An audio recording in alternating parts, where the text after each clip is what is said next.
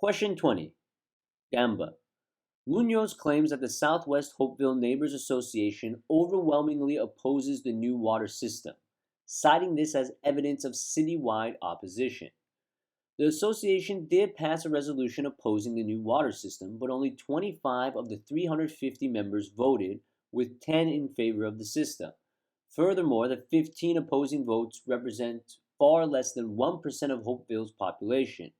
One should not assume that so few votes represent the view of the majority of Hopeville's residents. So, argument or facts, clearly we have an argument here, and our conclusion is the last sentence. One should not assume that so few votes represent the view of the majority of Hopeville's residents.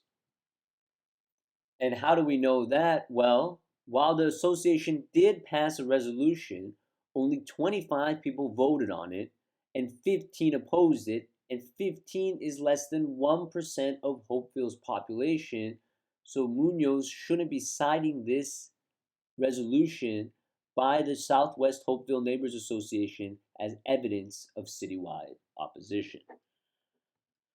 So now that we have the argument clear, we move to the question stem. Of the following, which one most accurately describes Gamba's strategy of argumentation? Describe the strategy of argumentation. That is a methods of reasoning question.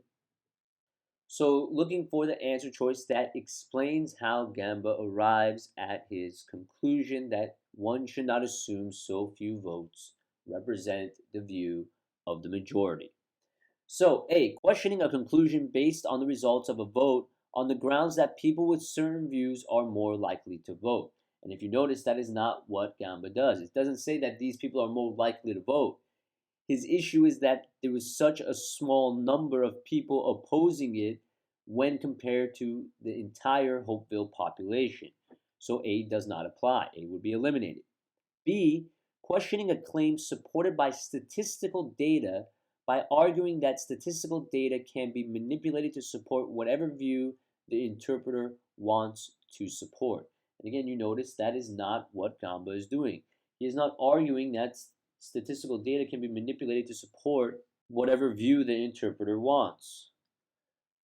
Again, Gamba's issue is that the number of people opposing it is such a small number in comparison to Hopeville's population. So B is out.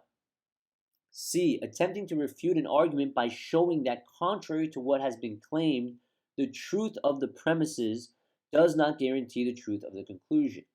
And again, you notice, contrary to what has been claimed, Munoz didn't claim that if it is in fact the case that the association overwhelmingly opposes the new water system, that guarantees that the city opposes it.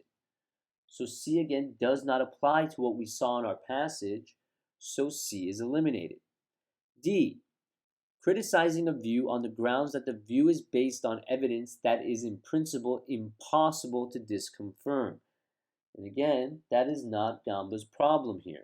It's not about it being impossible to disconfirm, so D again does not apply, which brings us process of elimination to E, attempting to cast doubt on a conclusion, again the conclusion being evidence of citywide opposition, by claiming that the statistical sample on which the conclusion is based is too small to be dependable. And again, this statistical sample is the 15 opposing votes, which is less than 1% of Hopeville's population.